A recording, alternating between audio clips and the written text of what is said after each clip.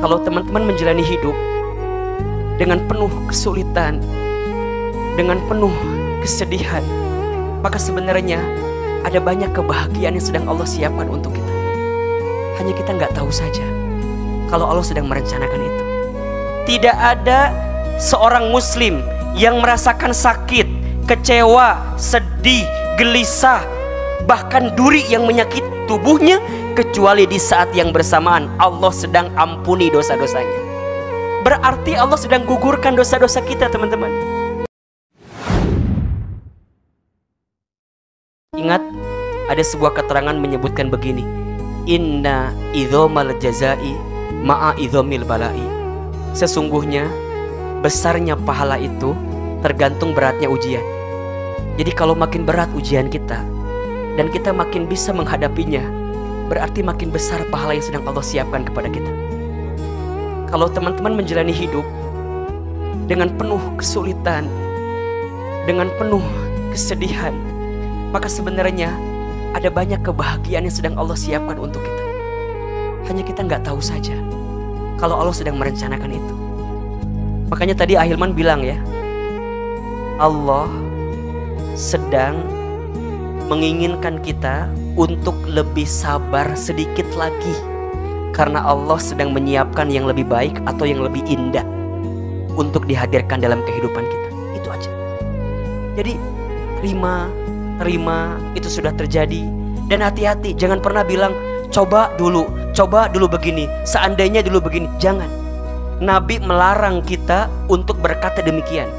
Untuk semua yang sudah terjadi, kita katakan qadarullah wa ma syaa fa'ala. Sudah jadi ketentuan Allah dan Allah sudah mengizinkan aku menerima skenario itu.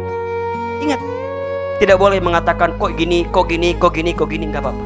Teman-teman ingat ya, kadang kita itu membutuhkan masa lalu untuk bercermin agar diambil pelajaran untuk waktu yang akan datang.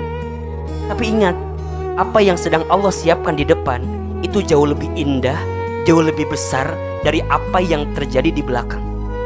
Belajarlah dari filosofi kaca mobil. Kenapa kaca spion bagian samping itu lebih kecil daripada kaca bagian depan? Kenapa coba? Karena kaca spion bagian samping itu hanya untuk melihat ke belakang, dan itu kecil saja. Tapi kaca bagian depan itu untuk melihat ke depan, dan itu besar.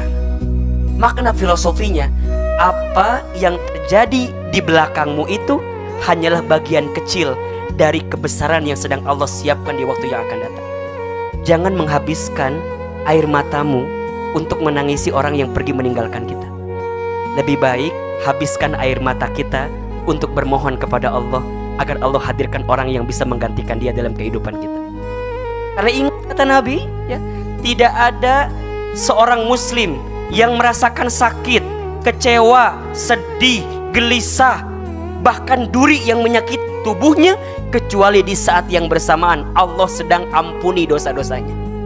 Berarti Allah sedang gugurkan dosa-dosa kita, teman-teman. Kalau kita nih dapat musibah, dapat sesuatu yang menyakitkan, kenapa ya Allah? Langsung keluar kalimatnya apa? Istighfar. Astaghfirullahalazim. Ya Allah, dosa apa hamba ini ya Allah? Maka kita minta ampun kepada Allah atas dosa-dosa kita, kesalahan kita. Karena boleh jadi memang ada dosa-dosa kita selama ini. Ala bizikrillahi tatmainnul qulub. Ingat, dengan menyebut nama Allah hatimu akan menjadi tenang. Jadi tidak menyalahkan keadaan yang lain, dia nyalahin dirinya sendiri. Boleh jadi Allah menimpakan ini karena Allah sedang ingatkan saya tentang dosa-dosa saya. Jadi teman-teman, kalau ada skenario hidup yang tidak sesuai harapan kita, coba dicek.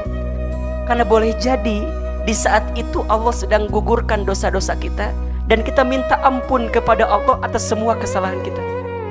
Kalau kita sudah minta ampun kepada Allah, maka Allah akan datangkan sesuatu yang lebih baik daripada apapun yang datang dalam kehidupan kita. Ada doa ya, agar kita bisa ridho dengan ketentuan Allah ya.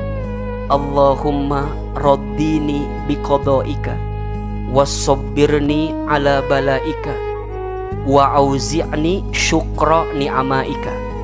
Artinya, Allahumma ya Allah, raddini, berikan kepadaku kemampuan untuk ridho untuk ridho ya Allah. Biqadhaika, dengan semua ketentuanmu. Wasobbirni, dan sabarkan aku. Ala balaika, atas semua ujian darimu. Wa auzi'ni syukra ni'amaika, dan anugerahkan kepadaku kemampuan bersyukur atas semua nikmat darimu ya Rabb. Jadi kita minta ridho sama Allah, minta kita bisa nerima apa yang kita dapatkan dalam hidup ini.